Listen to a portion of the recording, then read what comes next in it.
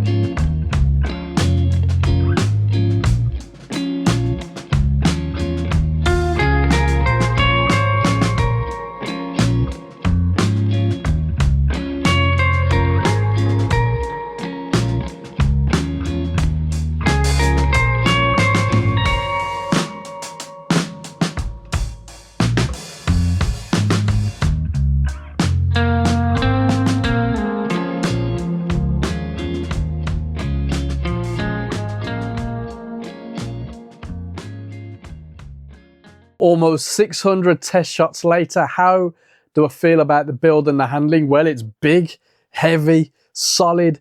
Everything fits, feels and looks really good for what it's worth.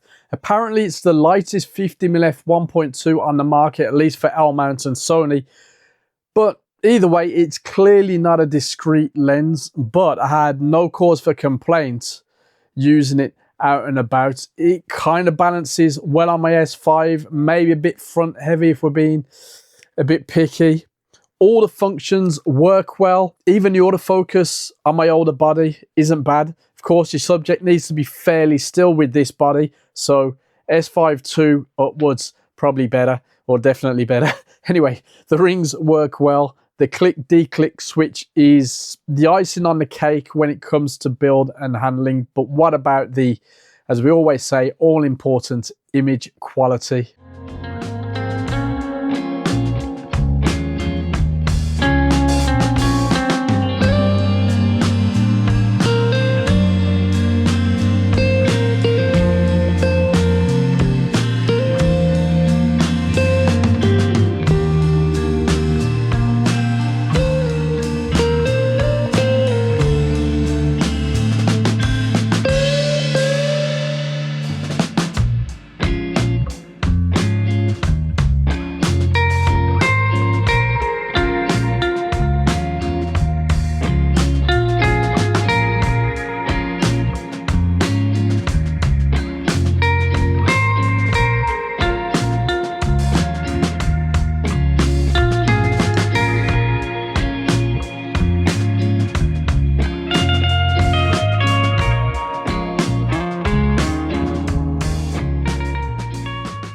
Image quality is where it really shines for me, especially wide open, where you'd want to be if you're paying for an f1.2 lens. It's only January at the point of recording this, but this is the best image quality from a lens I've tested this year. Sharpness wide open is excellent in the center and pretty good at the edges. Color rendering, excellent, as is contrast. You're getting the idea. Chromatic aberration, basically absence, and distortion, barrel distortion, minor. Vignetting is present wide open, but gone by f2.8. Ghosting, flare resistance, really good. Fringing is present when pushed, but goes away again by f2.8. Now, bokeh is what this kind of lens should be all about. And yes, it's not perfect or magical, but you can enjoy the subject isolation immensely, and it's got its own unique character which might work well for you, even in bad lighting, as you notice in my tests. Now, I think bokeh is much better with textures than specular highlights where it's clearly cat's eye or lemon shaped. I still love it. Something about this lens. That f1.2 aperture really works to pull the subject apart from the scene, and I'm absolutely loving it.